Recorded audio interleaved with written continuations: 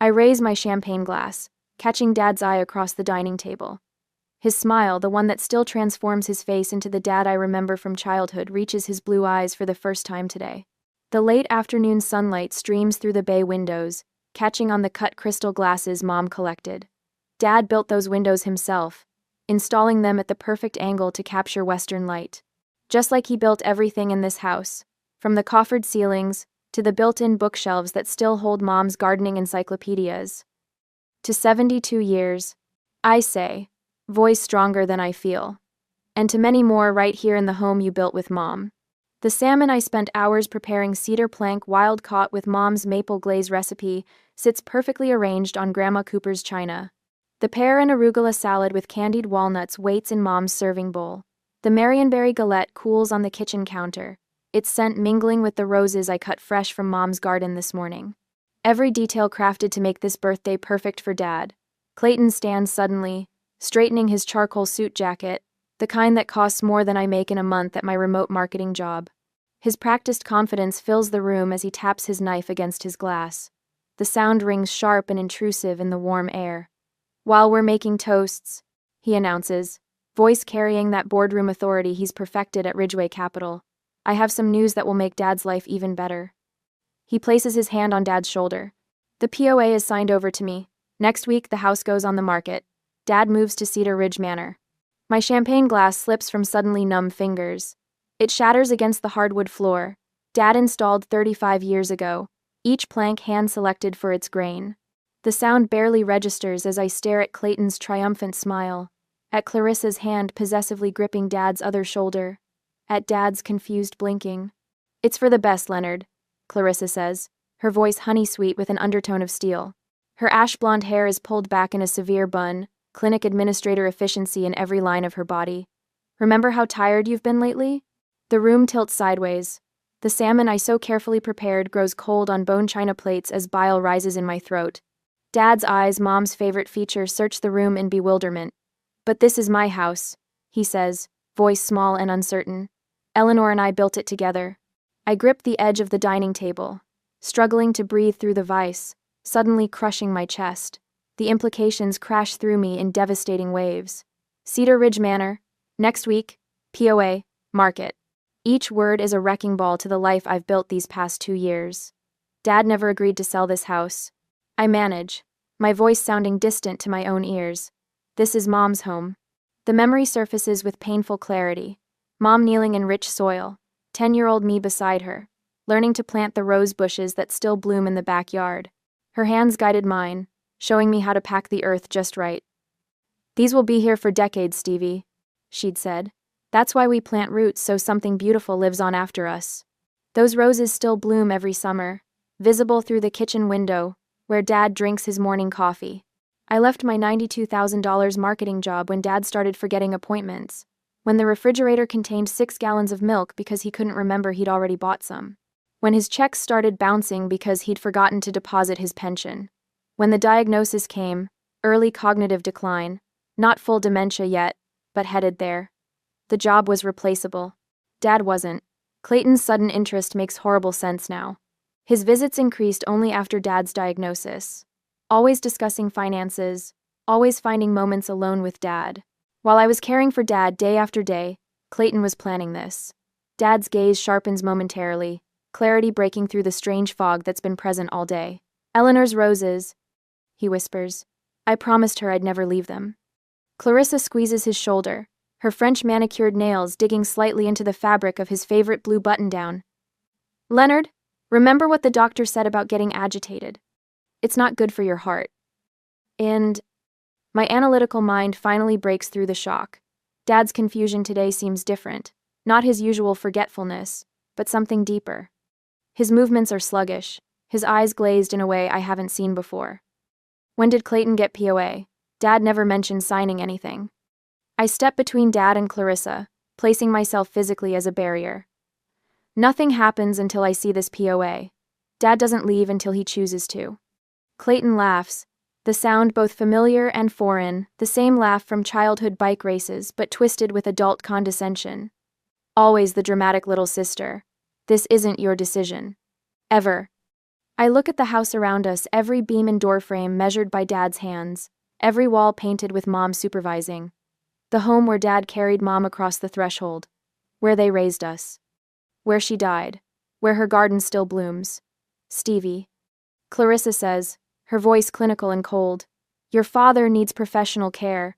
You're being selfish keeping him here, when he could have round-the-clock attention. The power imbalance hits me full force. Clayton, with apparent legal authority. Clarissa controls Dad's medications. Their united front against Dad's best interests, against his explicit wishes. Dad's eyes look wrong, not the usual confusion where he searches for words or forgets what year it is. This is something different, more like sedation. While Clayton describes Cedar Ridge Manor's luxury accommodations and state-of-the-art memory care unit, I notice Dad's weekly pill organizer on the sideboard. I pocket it when Clarissa looks away, an instinct I can't fully explain. I lean close to Dad's ear, my hand finding his. His fingers, the ones that taught me to hammer my first nail, to measure twice and cut once, feel thinner than last week. Dad, I won't let them take your home, I promise. I step onto the back porch, needing air, needing space, needing to think. My hands tremble as I pull out my phone and call Uncle Gordon. They're trying to sell Dad's house. I say when he answers, my voice breaking on the last word. Slow down, Stevie. Gordon's voice carries the steady reassurance that made him such a good real estate lawyer before retirement. When did Clay get power of attorney? Len never mentioned this to me. I don't know, I admit, watching a hummingbird hover near Mom's fuchsia. But Clarissa's showing Cedar Ridge Manor brochures to everyone, and Dad seems drugged, Gordon. Not just confused, something's wrong. Document everything, Gordon says after a moment. I'll be there tomorrow morning. Call Dr. Morgan, she specializes in elder care. She'll know what to look for. I take a deep breath, steadying myself against the porch rail Dad replaced last summer. Should I confront them now? Demand to see the POA? Gather evidence first, Gordon advises. If they're doing what you suspect, confronting them without proof will just make them more careful. When I return inside, Clarissa is showing a realtor's business card to Dad's longtime friend Bill Harrison. The whispers follow me as I move through the room, collecting empty plates. So sudden. Poor Len. Is Stevie overreacting? I watch Dad through the dining room doorway as he sits in his favorite armchair, looking lost in the home he built. The home where he taught me to measure lumber and mix concrete. Where he and Mom slow danced on their anniversary each year until she died. Dad built this house brick by brick for Mom. I won't let them take it from him. 3 days after the birthday catastrophe, my hands tremble as I stare at the documents spread across Dad's mahogany desk, the one he refinished after finding it abandoned at a yard sale 20 years ago. The grain of the wood seems to ripple under the papers, each one more damning than the last. Clayton's consulting invoices stare back at me. $58,400 billed to Dad at 4 times market rate. The itemized lists include vague services like financial assessment and property management consultation. Each invoice bears Clayton's company letterhead, Ridgeway Capital's sleek logo lending an air of legitimacy to the theft. Bank statements reveal Clarissa's handiwork. $4,200 in cash withdrawals labeled simply as household expenses. Dad's refrigerator contains a single carton of milk, half empty, and pantry shelves with canned soup I bought last week. Nothing that justifies thousands in cash. My stomach lurches when I discover text messages on Dad's phone from 6 months ago, forwarded to his email. Clayton to Clarissa. Cedar Ridge Manor has an opening next quarter. Time to start laying groundwork with Dad. Mention how hard maintaining the house has become. The doorbell rings. I slide the evidence into a folder and tuck it into my laptop bag before opening the door to Uncle Gordon. His silver hair is still cut military precise, but worry lines deepen around his eyes. You look like hell, Stevie, he says, pulling me into a hug that smells of Old Spice and coffee. I feel worse. I lead him into the kitchen, pouring the coffee I've kept warm. They've been planning this for months. Gordon places his weathered leather briefcase on the counter and extracts a manila folder. I found something at my office. The POA Clay is using it's from when Len had hip surgery 3 years ago. Before any cognitive issues. I grip the counter edge. How is that even legal? It's not straightforward. The document doesn't have an expiration date. Technically, it's still valid, but given Len's current medical condition, it's highly questionable. The doorbell rings again, Dr. Rachel Morgan stands on the porch, her salt and pepper hair pulled into a practical bun, medical bag in hand. Within minutes, she's reviewing Dad's medication list at the kitchen table. "These dosages don't match what I prescribed last month," she says, tapping the orange prescription bottles. Her finger stops at one labeled from Westside Pharmacy. "This should be 5 milligrams, not 10 milligrams, and this one I never prescribed this at all." A cabinet door slams shut in the hallway bathroom. Clarissa emerges, phone pressed to her ear, voice dropping to a whisper as she notices us watching.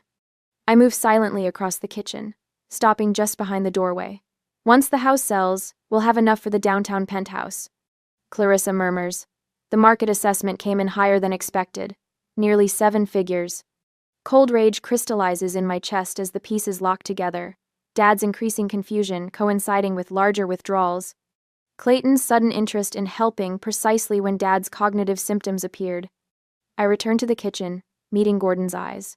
"The house was meant for all of us," I whisper. "Mom's will specified it stayed in the family."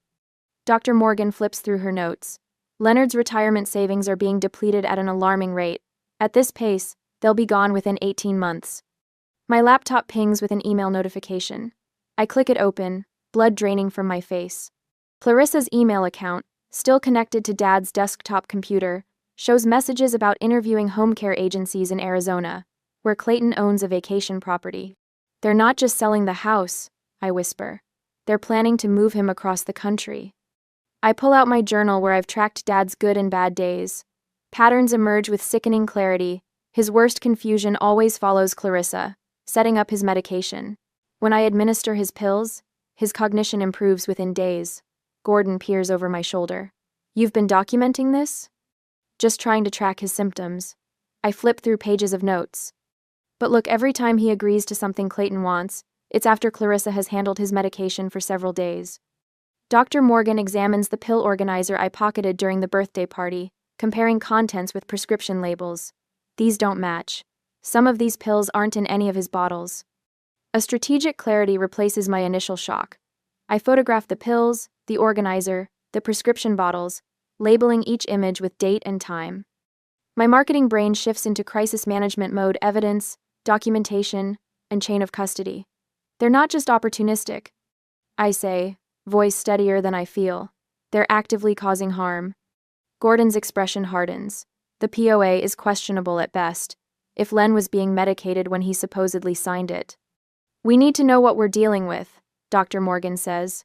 "Why the sudden urgency to move him?" The answer comes when Gordon accesses public records on his laptop. Clarissa's financial troubles include $38,000 in credit card debt, primarily jewelry purchases from high-end retailers. Clayton's name appears in a Business Journal article about a failed tech startup, a $145,000 investment gone. The pieces fit with horrible precision. The front door opens. Clayton strides in wearing a tailored suit that probably cost more than my monthly rent. Clarissa intercepts him in the hallway, but their voices carry. "We need to accelerate the timeline," Clayton says. "Cedar Ridge requires $85,000 up front. Once we sell this place, we'll free up enough equity to cover it and still come out ahead." Clarissa's voice drops lower. "What about Stevie?" "Dad's signature is on the papers. If she fights this, Adult Protective Services might question her ability to care for him. A woman who quit her job, with no steady income, isolating her father from proper medical care? Who do you think they'll believe, us or her?" My hands curl into fists. They aren't cartoon villains twirling mustaches, they're worse. They've convinced themselves they're doing what's necessary. That makes them more dangerous. "Dad would want us to preserve family wealth," Clayton continues, "not watch it disappear into assisted living." "Your father gets confused, Stevie." Clarissa's practice line drifts from the hallway. "He agreed to this when he was having a good day." I meet Gordon's eyes across the kitchen.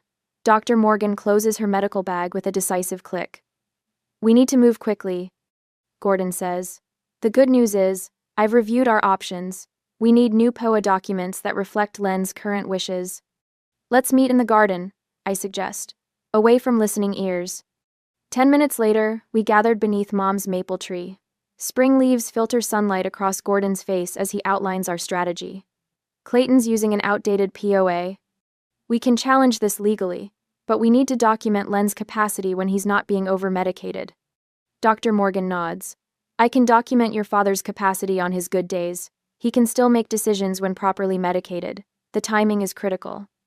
I take a deep breath, feeling the garden soil beneath my feet, the same soil where Mom taught me patience. I've accepted a remote marketing job.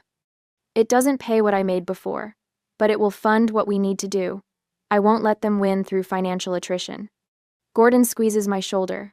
We'll need medical documentation, financial records, witness statements. This won't be quick or easy. Neither was building this house, I say, looking up at the windows Dad installed by hand. But it was worth it. So is this. The breeze carries the scent of Mom's roses. For the first time since the birthday party, I feel something beyond fear, something with sharper edges and clearer purpose. I won't just protect Dad, I'll protect everything he and Mom created together. No matter what it costs.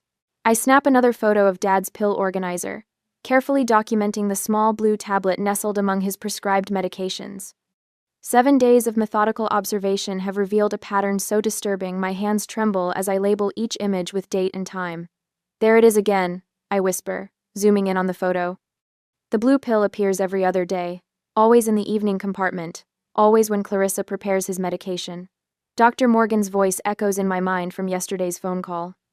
That's not on your father's prescription list, Stevie. It's a sedative strong enough to significantly impair cognition when combined with his other medications. The living room floor around me resembles a war room. Medication logs spread across the coffee table. Dad refinished last spring. Financial statements showing Clayton's exorbitant consulting fees, and printed text messages between Clayton and Clarissa about keeping Dad manageable for realtor visits. My phone buzzes with Gordon's text. Security cameras installed in the living room and hallway. All legal. Recording to cloud storage only you can access. Relief washes through me. After Clarissa brought a parade of strangers through the house last week, just friends interested in craftsman architecture, the cameras became essential. Dad had been particularly confused that day, barely recognizing our neighbors of 30 years. The first notification from the new security system arrives that evening while I'm working in the garden. Eleanor's roses need pruning, and the familiar routine helps clear my mind. The alert shows movement in the kitchen, Clarissa standing at the counter with Dad's pill organizer open before her. I freeze, pruning shears suspended mid-cut, watching through my phone as she glances furtively over her shoulder before removing something from her pocket. Her back blocks the view momentarily, but when she steps away, I can see she's rearranged the pills in tomorrow's compartments. For the first time since that birthday dinner, power shifts subtly in my direction. No longer am I operating on suspicion alone, I have evidence. The most damning proof arrives 2 days later. Gordon forwards me the security footage he reviewed overnight. Clayton sitting at Dad's desk, practicing Dad's signature on blank documents, comparing it against old checks. The timestamp shows 11:42 p.m., long after Dad has gone to bed. We've got another piece of the puzzle, Gordon tells me over coffee the next morning. His voice remains low even though Dad is outside trimming the hedges during one of his more lucid periods. Cedar Ridge Manor requires an $85,000 upfront payment for their premium suite, exactly the amount Clayton needs to cover his investment losses. I stare into my coffee cup, the pieces finally forming a complete picture. We won't confront them yet. I decided, surprising myself with my own restraint. We need to build an airtight case. Gordon nods approvingly. You're thinking like a lawyer now. Later that afternoon, Dr. Morgan conducts her weekly assessment during one of Dad's clear days. The transformation is striking without the mystery sedative. His eyes bright with recognition, his hands steady as he waters Mom's ferns. Leonard has mild cognitive impairment, Doctor. Morgan confirms as we stand in the kitchen, watching Dad through the window. But he absolutely retains decision-making capacity when properly medicated. She hands me her formal assessment, another crucial document for our growing arsenal. 2 days later, Clayton texts that he's bringing realtor Trent Holloway for a final walkthrough before listing. I arrange the evidence in a leather portfolio, the one Mom gave me, when I landed my first marketing job, and wait in the foyer where Eleanor's favorite landscape painting still hangs. The doorbell chimes at exactly 10. Clayton enters first, his expensive charcoal suit a stark contrast to the casual polo shirts he wore when helping Dad build the backyard deck. Behind him stands Trent Holloway, sandy hair, Brooks Brothers tie, Rolex watch, the epitome of successful real estate. Mr. Holloway. I say before Clayton can speak, extending my hand. I should inform you this house isn't legally available for sale. Clayton's face flushes. My sister is having difficulty accepting father's decision, he says smoothly, placing a hand on Holloway's shoulder to guide him past me. I stand my ground. Actually, I have documentation you should review before proceeding. I open the portfolio, maintaining eye contact with Holloway. For your professional protection. The realtor hesitates, glancing between us. This is Dr. Morgan's capacity assessment confirming my father retains decision-making ability when not improperly medicated. I explain, passing him the first document. These are photographs documenting medication tampering specifically, administration of non-prescribed sedatives coordinated with your scheduled visits. Holloway's expression shifts from annoyance to concern as I continue. This is video evidence of my brother practicing my father's signature on blank documents. I say, displaying the time-stamped still image on my tablet. And this is a legal analysis from Gordon Cooper, former senior partner at Westlake Legal, regarding the outdated power of attorney my brother is attempting to use. Trent Holloway takes a deliberate step backward, straightening his tie. I can't be involved in a disputed property sale. He says, his professional demeanor cracking slightly. Clayton, you assured me this was straightforward. It is straightforward, Clayton insists, his voice rising. My father signed the paperwork. She's just...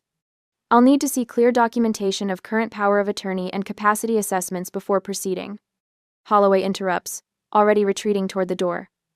Call my office when the situation is resolved. The sound of the front door closing echoes through the entryway. Clayton's carefully constructed facade crumbles, revealing the desperation beneath. You have no right to interfere, he hisses, stepping toward me. Do you have any idea what this house could sell for in this market? I stand taller, feeling an unfamiliar calm. I have every right to protect my father. The authorities will agree. Something in my voice, perhaps the certainty, perhaps the implied threat, makes him pause. This is a temporary setback, he says finally, adjusting his cuffs. The house will sell, Stevie. Dad can't live here forever, and you know it. I say nothing as he walks out, slamming the door hard enough to rattle the stained glass panels Dad restored last year. The victory feels hollow but significant, a battle won in what promises to be a longer war. Gordon arrives 20 minutes later, expression brightening when I tell him what happened. You handled that perfectly, Stevie, he says, squeezing my shoulder. My phone rings, doctor. Morgan calling with the lab results from Dad's blood test. We have medical evidence now, she confirms. The blood work shows the sedative. This strengthens your case considerably. As I hang up, Martha Walsh from next door appears at the kitchen door with a casserole dish, her silver hair catching the afternoon light. We saw that realtor leaving, she says, placing the dish on the counter. Everyone's been worried about Len. Bill and I noticed he only seems confused when Clarissa's been around. She lowers her voice. The whole block is talking about how you stood up to Clayton. The support feels like sunlight breaking through storm clouds. For the first time since this began, I realize I'm not fighting alone.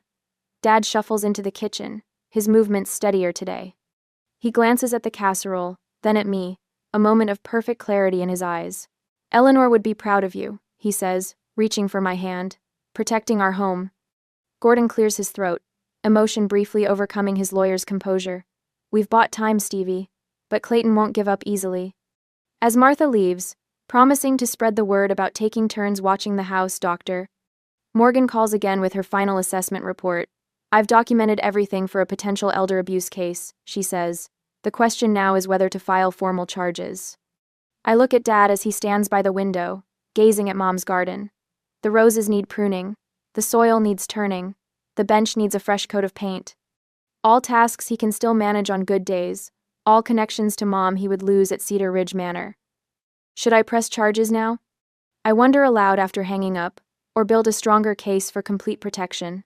The weight of the decision settles on my shoulders as I join Dad at the window, watching a hummingbird hover near Mom's fuchsia, the same view he's treasured for 35 years. Gordon's dining room table disappeared beneath a sea of papers. Bank statements, medical records, prescription bottles arranged in rows like chess pieces.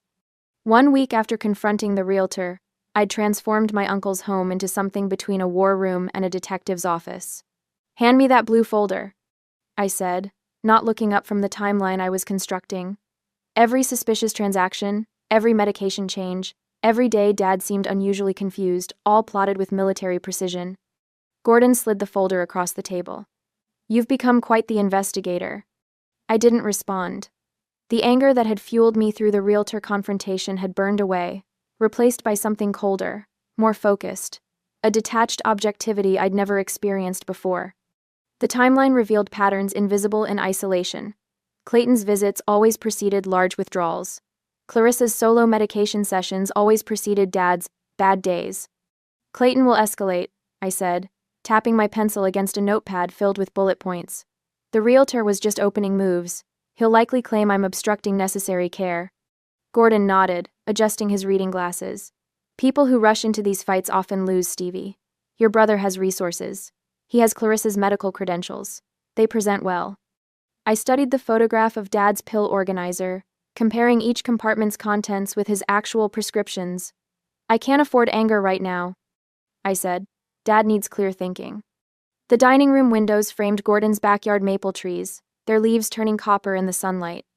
The same trees Mom had pointed out 30 years ago, teaching me to recognize the difference between sugar maples and red maples.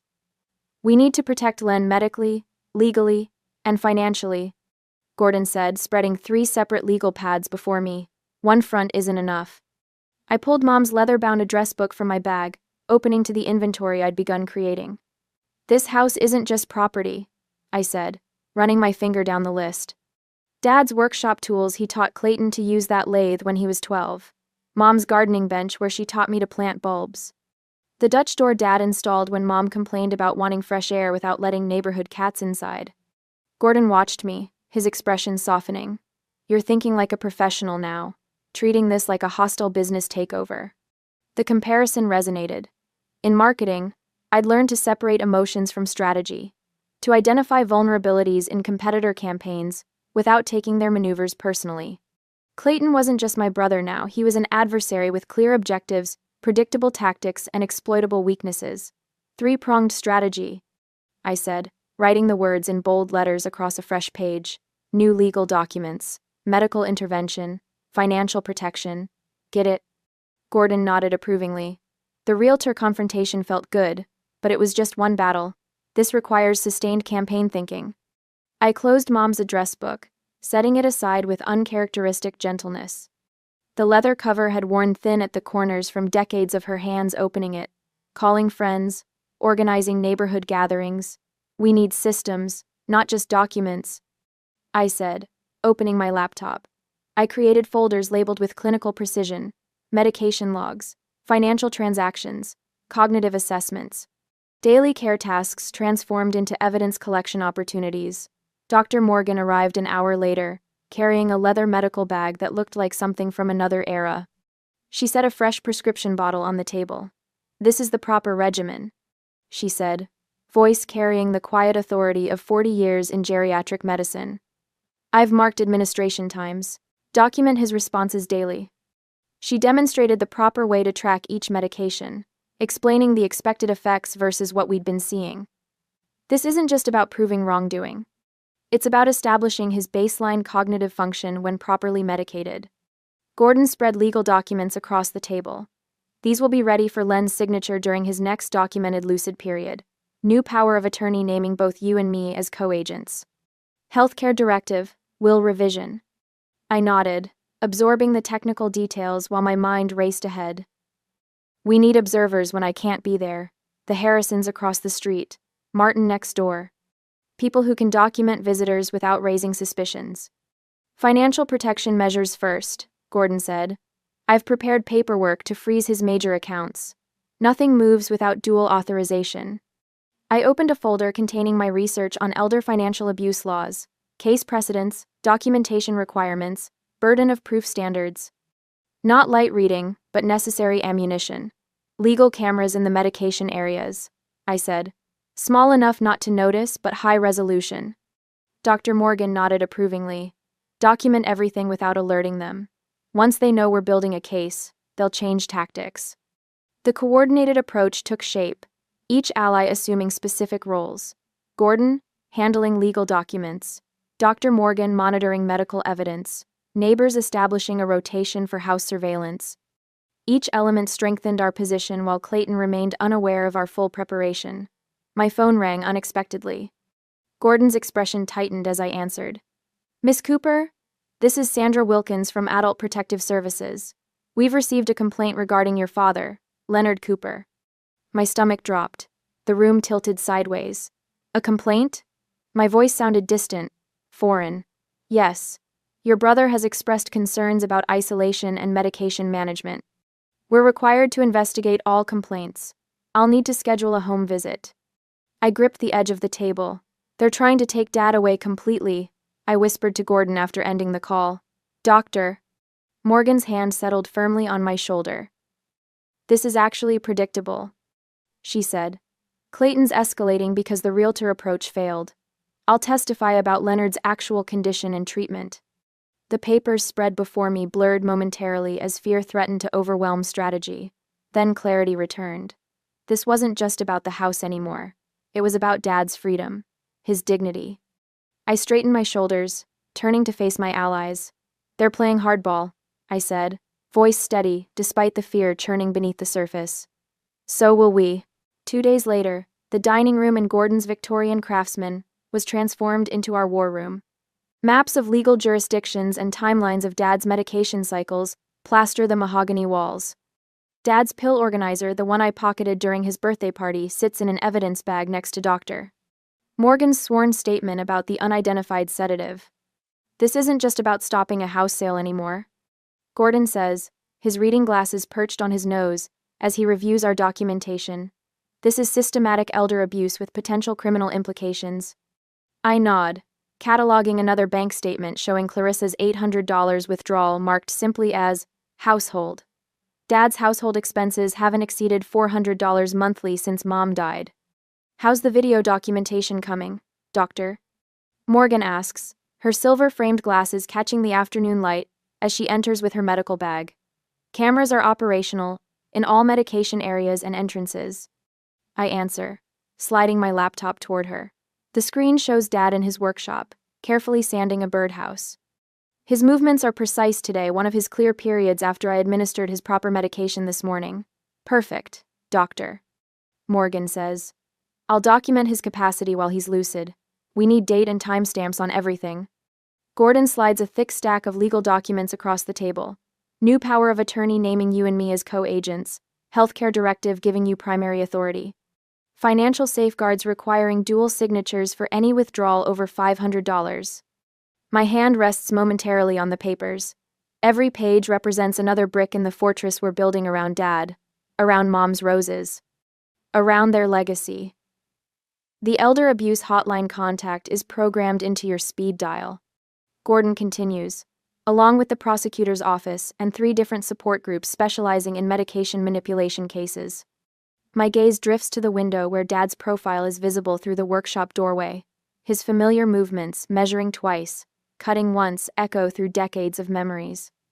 Every precise cut of his saw reinforces my resolve. We're preparing for war, I say quietly. Not just another skirmish. The words feel strange in my mouth. Just weeks ago, I was coordinating marketing campaigns for sustainably sourced coffee beans. Now I'm documenting medication tampering and financial exploitation patterns with the precision of a federal prosecutor. My fingers trace the timeline we've created. The blue dots representing Dad's clear days align perfectly with the green dots showing when I administered his medication. The red dots, his confused periods, align with Clarissa's medication schedule. The pattern is unmistakable. Dr. Morgan nods toward the comprehensive binder I've assembled. Your documentation is exceptional, Stevie. Most families don't realize what's happening until the house is sold and accounts are drained. The validation should feel good. Instead, it amplifies the weight settling across my shoulders. Dad, trusted Clayton, welcomed Clarissa into our family.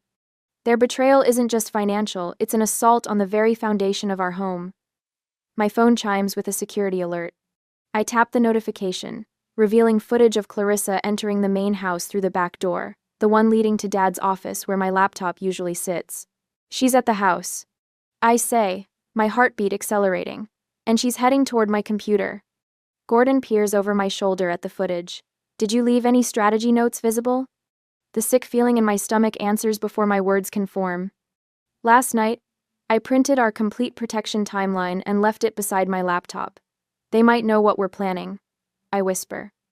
The implication ripples through the room like a stone dropped in still water. If Clayton and Clarissa suspect we're documenting their actions, they'll accelerate their timeline. Destroy evidence. Change tactics. My phone rings, Clayton's name flashing on the screen. I answer the speaker. Hey sis. His voice carries that artificial cheerfulness that always precedes bad news. Just letting you know we're touring Cedar Ridge Manor tomorrow. They've got an opening in their memory care wing. Perfect timing, right? The casual cruelty of his words steals my breath. Through the window, I can still see Dad carefully measuring a piece of cedar for the birdhouse roof.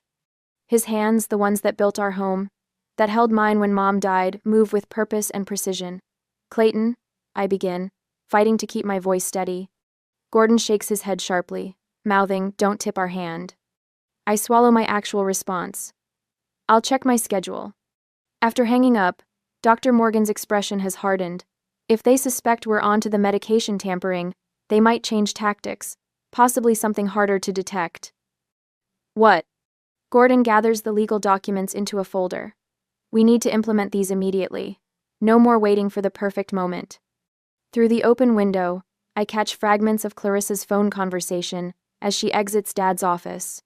We need to move quickly. They're gathering evidence. The words confirm our worst fears. Our carefully constructed timeline has just collapsed from weeks to hours. The new POA is ready, Gordon says, his voice dropping to match the urgency of the moment. We just need Len's signature during a documented clear period. Dr. Morgan checks her watch. I'll be there tomorrow morning. His medication levels should be optimal then. I move with newfound determination, texting our neighbor Martha, who has agreed to stay overnight. The security camera feeds now display on my phone, requiring hourly checks. Tomorrow. Everything comes down to tomorrow. I arrange the dining room for the document signing, positioning the camera to capture every angle. The notary is scheduled for 10 a.m. when Dad is typically most lucid. As darkness falls, I make one final check of the house security system. The cameras reveal Dad sitting in his workshop, examining the completed birdhouse with satisfaction. Outside his window, Mom's roses catch the last light of day. Tomorrow we take back control. I whisper to Mom's memory as I set the security alarm. Behind me, the binder of evidence stands ready. The cameras record silently. The legal documents await signatures. The fortress is complete. The unmarked white van pulls into our driveway at 8:42 the next morning. Two attendants in pale blue scrubs step out, followed by Clayton in his tailored suit. Clarissa emerges last, her clinic administrator efficiency on full display in her pressed pantsuit and tight bun. I freeze at the kitchen window, a coffee mug suspended halfway to my lips. Dad sits at the table behind me, peacefully spreading strawberry jam on his toast. Stevie? Dad's voice carries that morning clarity that's become more precious in recent weeks. Is someone here? Someone here? Before I can answer, the doorbell rings with an authoritative triple chime. My stomach drops to somewhere near my knees. It's just Clayton, I say, straining to keep my voice steady. Finish your breakfast, Dad. I open the front door, blocking the entrance with my body. Clayton's smile is corporate confidence personified, but his eyes hold something more dangerous desperation. Good morning, Stephanie, he says, loudly enough for neighbors to hear. We've come to help Dad with his transition to Cedar Ridge Manor. The transport team is here to make it comfortable. I grip the doorframe. There's been no agreement about any transition. Clayton slips a folder from his leather portfolio. Emergency guardianship papers, signed yesterday by Judge Westbrook. Dad is in immediate danger living here without proper care. My brain races to process his words while scanning for Gordon's car not due for another hour. Dr. Morgan won't arrive until 10. Clayton has timed this perfectly. Let us in, Stevie, Clarissa says, her voice honey-sweet. Leonard needs professional care. The facility doctor has reviewed his case and agrees.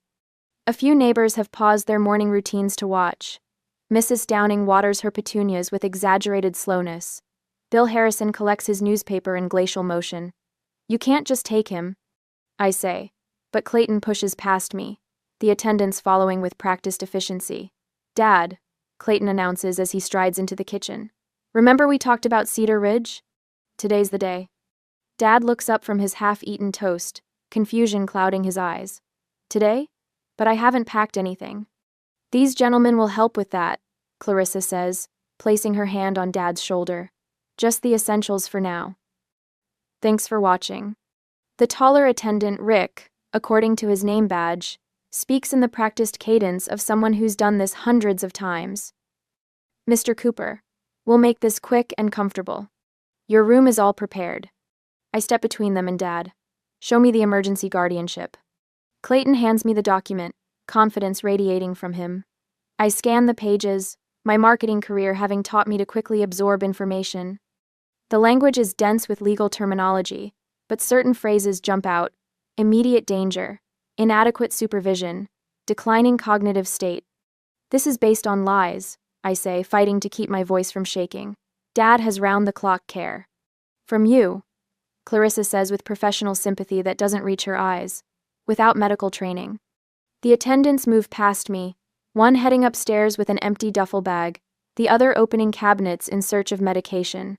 Stop, I say, but my voice sounds distant even to myself. Dad stands, confusion etching deeper lines into his face. Eleanor wouldn't want me to leave the roses, he says, looking toward the garden, where Mom's prized flowers still bloom. I promised her. Clarissa removes a small pill case from her purse. Leonard, you're getting agitated. Let me give you something to keep you calm during transfer. I lunge forward, but Clayton blocks my path. This is happening, Stevie. Dad signed the POA. I have guardianship now. That POA was signed when he was over-medicated, I say, my voice finding its strength. You've been drugging him. Clayton's smile doesn't waver, but his eyes harden. Careful, Stephanie. Accusations like that could be considered slander.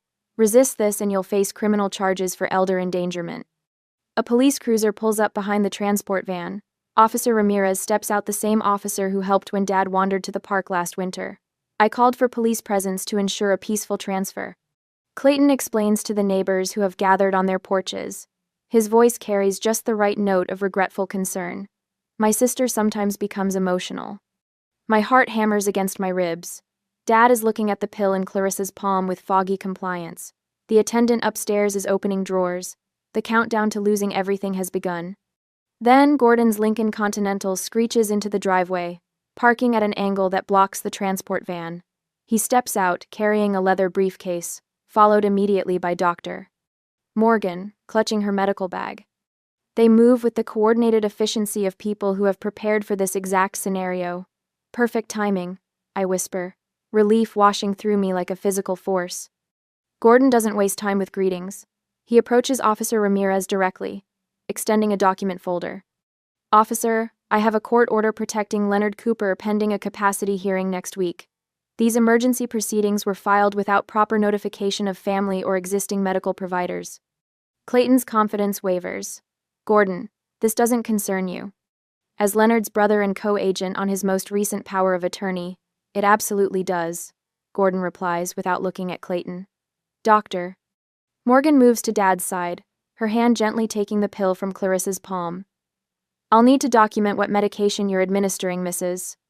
Hale. Her tone is professional but carries unmistakable authority.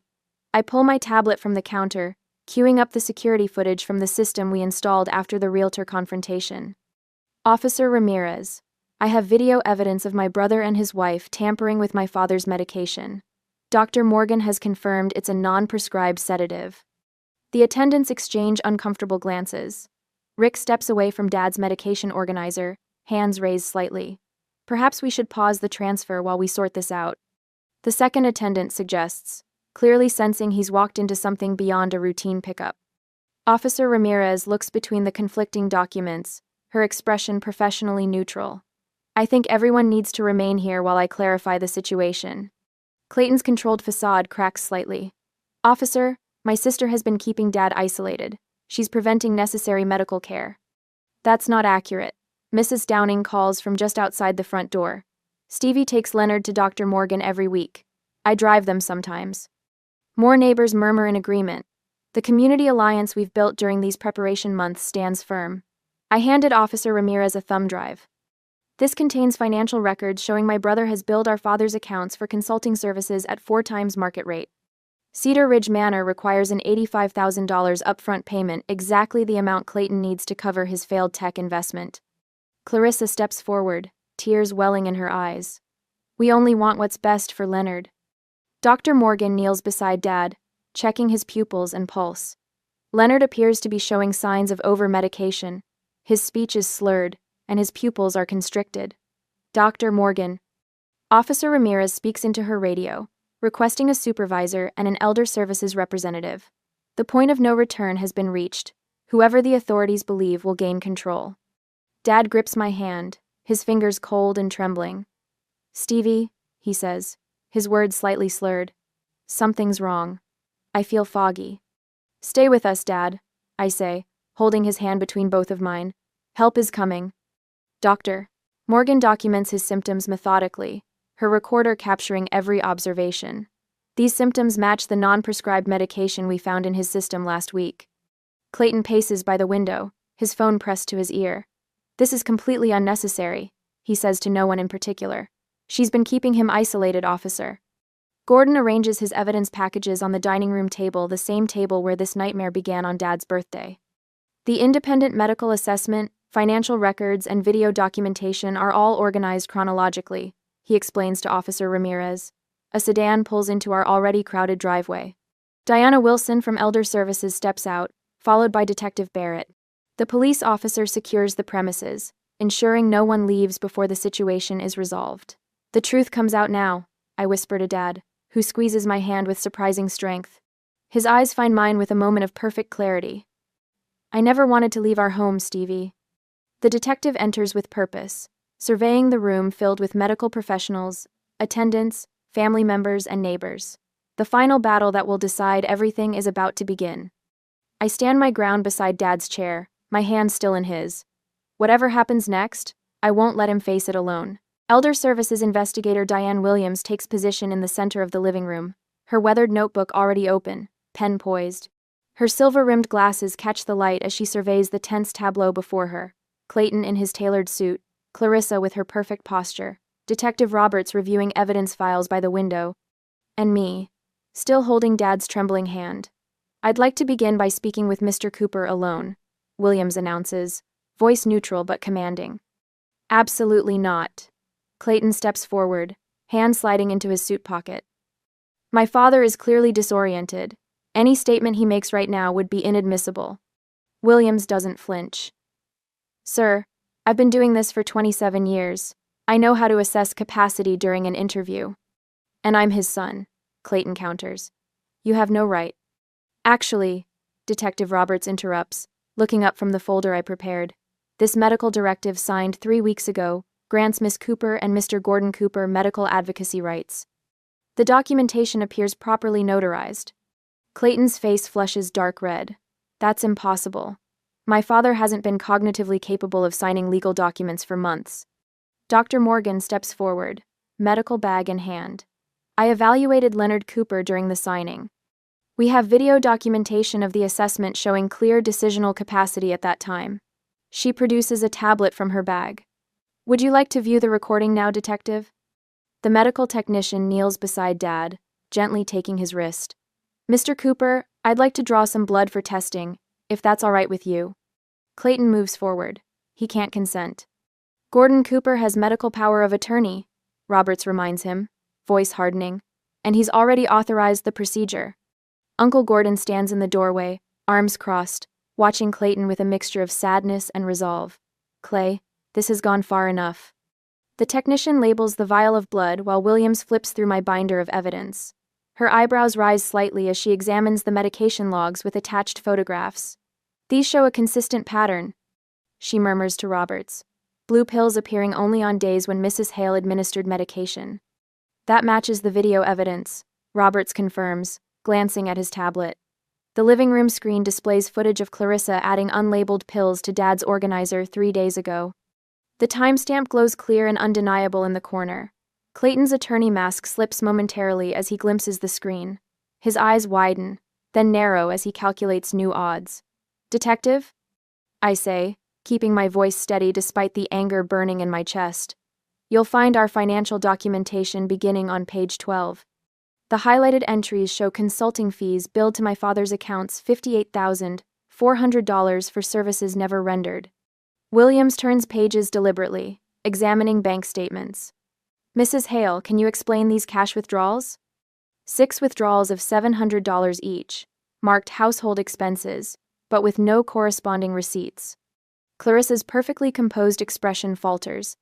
Leonard wanted cash available. He becomes anxious about money sometimes. That's interesting, Roberts says, because Mr. Cooper's appointment calendar shows he was at physical therapy during 3 of these withdrawals, the ones you signed for. The medical technician stands, holding a testing kit. Detective, preliminary results show presence of a benzodiazepine compound, not matching any of Mr. Cooper's prescribed medications. Dad's breathing quickens. His hand tightens around mine, eyes searching the room in confusion. Stevie, he whispers. What's happening? It's okay, Dad, I assure him, though rage pulses behind my temples. We're just sorting things out. Fangs. Detective Roberts approaches Clarissa. Mrs. Hale, do you have any prescription medications in your possession? Of course not, just my purse essentials. Her smile doesn't reach her eyes. Would you consent to a search of your purse? Clarissa hesitates, glancing at Clayton. I don't see why that's necessary. I can obtain a warrant, Roberts offers mildly. Clarissa's shoulders sag slightly. Fine. If it will end this ridiculous charade. Fine. Roberts accepts the purse, methodically examining its contents. He removes a small, unmarked pill bottle, holding it up to the light. Blue tablets. Can you identify these, Mrs. Hale? Those are. Clarissa's voice falters. Supplements. For Leonard's memory. His doctor recommended them. Clarissa's. Dr. Morgan steps forward. I'm Leonard's physician of record. I prescribe no such supplements, and I see no documentation of these in his medical records. Clayton interjects sharply. Clarissa was simply trying to help. If there was any misunderstanding about medication. Mr. Cooper, Williams interrupts. We're well beyond misunderstandings. The financial records alone indicate a pattern of exploitation. Roberts bags the pill bottle as evidence. Mrs. Hale, Mr. Cooper, I need you both to step into separate rooms for questioning. This is absurd, Clayton protests. We're trying to get my father appropriate care, and Stevie is preventing it because she can't accept reality. The neighbor who called the police, Martha Wilson, steps forward from her post by the front door. That's not true. I've watched Leonard improve when Stevie manages his care. And I've seen strangers coming through this house when Clarissa was here alone, realtors, contractors, looking at things, measuring rooms. Williams nods to 2 officers waiting in the hallway. Please escort Mrs. Hale to the dining room and Mr. Cooper to the study. Separate them for individual statements. As Clarissa passes, her composure cracks. Clayton handled all the paperwork, she hisses. I was just following his instructions about Leonard's care. Clayton's jaw tightens. Don't say another word, Clarissa. The room rearranges as they're led away. Detective Roberts turns to me, expression grave but satisfied. Miss Cooper, based on preliminary evidence, we have serious concerns about your father's safety under the previous arrangement. Williams consults her notes. We'll be issuing an emergency protective order and appointing you temporary guardian pending court review. Elder Services will file for emergency freezing of all Leonard Cooper's financial accounts to prevent further exploitation. Uncle Gordon's hand grips my shoulder. They never expected this level of preparation, Stevie. The medical technician confers with Dr. Morgan, arranging proper medication protocols. He should begin showing improvement within days once we remove the sedative from his system. Roberts secures the pill organizer, financial documents, and Clarissa's purse in evidence bags. We're opening a criminal investigation. Elder abuse is taken very seriously in this county. Martha approaches with 2 other neighbors.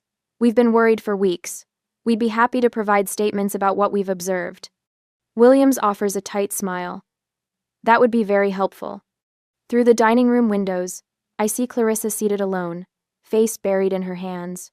Through the study doorway, Clayton paces, phone pressed to his ear, gesturing emphatically as an officer watches.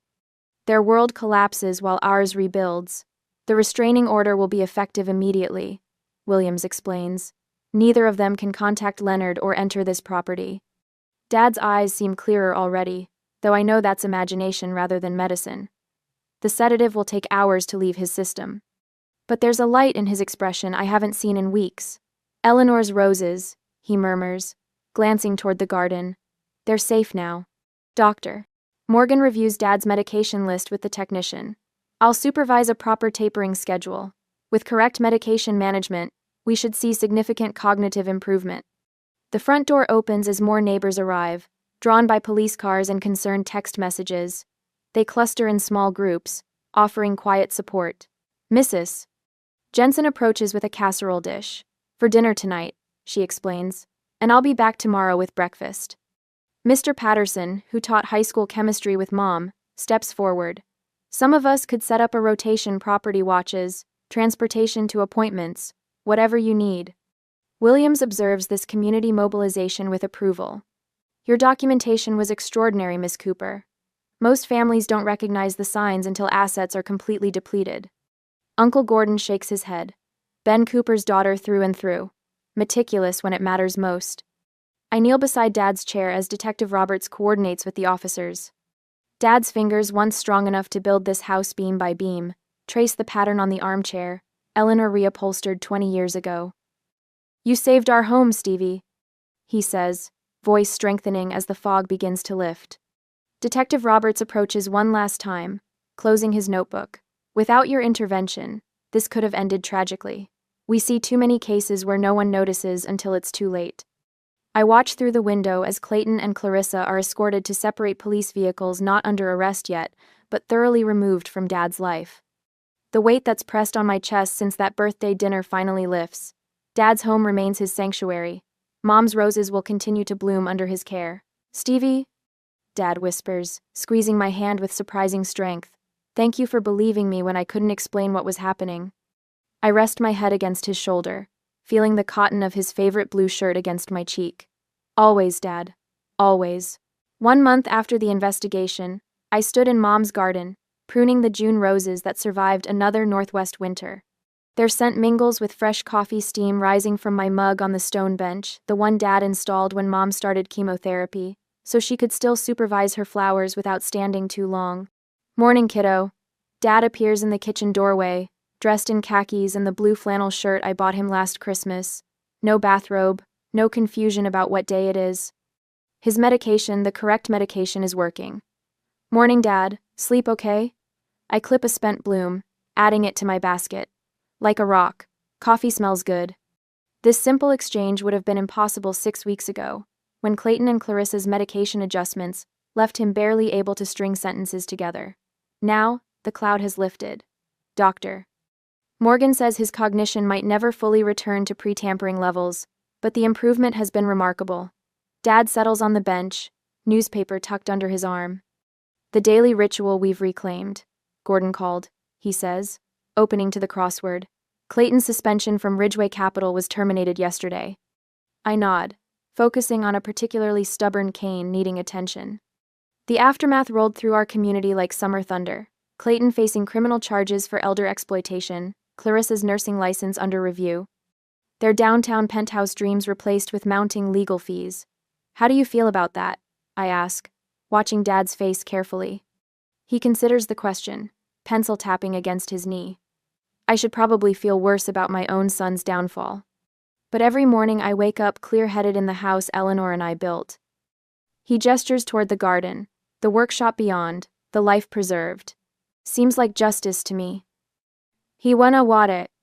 Mrs. Farnsworth from next door waves over the fence, garden gloves caked with spring soil. She's Tuesday on our neighborhood schedule, checking in, bringing lunch, providing company when I need 2 hours for focused work calls. The calendar on our refrigerator blooms with names, a community rallying once they understood what was happening under their noses. Stevie? Dad's voice pulls me back. That foundation paperwork Gordon brought over, did you decide? The Eleanor Cooper Foundation. Gordon's idea, born during late-night strategy sessions at his dining room table. Education, about elder financial abuse, resources for families. A legacy from our nightmare. I'm meeting with the lawyer this afternoon, I say, pruning shears pausing mid-snip. Think Mom would approve? Dad's smile reaches his eyes clear blue, present, aware. She'd say it's about time something good grew from something terrible. Inside, my laptop chimes with an incoming video call. The remote position with Watershed Marketing pays 30% less than my old job but offers the flexibility caregiving demands.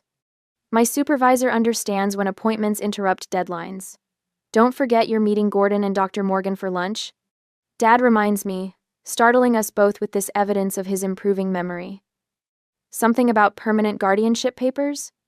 The court finalized our arrangement last week, Gordon and I, serving as co-guardians, all new advance directives properly filed. No more legal gray areas for anyone to exploit. 2:00 at Madeline's. I confirm, gathering my pruning basket. Want to come along? We could stop by the senior center afterward. The center where Dad now participates 3 times weekly in their woodworking program, teaching younger retirees the joinery techniques that built this house. Another piece of normalcy reclaimed. I move inside to take my call, watching through the window as Dad completes his crossword in the morning light. 6 months ago, I couldn't have imagined this peace, the constant knot of vigilance finally loosening between my shoulder blades. My phone vibrates with a text from Barbara Wilkins, whose mother started showing similar symptoms to Dad's decline. After hearing our story, she took her mother for independent medical evaluation, discovering similar medication issues with her brother-in-law. Documentation worked, her message reads. Restraining order granted yesterday. I type back, document everything, build your team, trust your instincts, the mantra that saved us. Later that afternoon, I find Dad in his workshop, sanding the curved back of a garden bench, a wedding gift for Gordon's daughter. His movements are precise, confident, the craftsmanship undiminished. The foundation approval came through, I tell him, running my hand over the smooth oak. We're official. He nods, setting aside his sandpaper. Your mother would be proud of you, Stevie, not just for saving the house, for helping others protect what matters. This from the man who, 1 year ago, couldn't remember where he kept his sandpaper. The same man Clayton insisted needed institutionalization, for his own good. The local newspaper featured our story last week, focusing on warning signs of elder exploitation. 3 families have already reached out through Dr. Morgan's office, seeking guidance for situations painfully similar to ours. Camila's coming tomorrow afternoon, I remind Dad, referring to the part-time caregiver we hired, not because Dad needs constant supervision anymore, but because I've finally learned that protecting him includes protecting myself from burnout. Good. I can show her how to prune the rhododendrons, Dad says, returning to his sanding with the steady rhythm that built this house beam by beam. Through the workshop window, I can see Eleanor's roses catching late afternoon light, vibrant against the weathered cedar siding. Next year, on Dad's 73rd birthday, we'll host a proper celebration in the dining room. Gordon, Dr. Morgan, neighbors, Camila, all raising glasses in the home that remains ours. And perhaps someday we'll finally take that trip to Acadia National Park that Mom always wanted. I can almost see us there, standing on Cadillac Mountain for sunrise, Dad squeezing my hand as light breaks over the Atlantic. But for now, this is enough. Dad in his workshop, roses blooming where Mom planted them, the foundation paperwork signed on the kitchen counter. Love made visible not just through emotion, but through vigilance, clear boundaries, and the courage to protect what matters. I watch Dad working, his hands steady on wood he selected for its grain, and recognize the truest lesson of our ordeal. If you notice a loved one becoming confused only after someone else administers their medication, don't question your instincts. Document everything, find allies, and never stop fighting for the family that matters.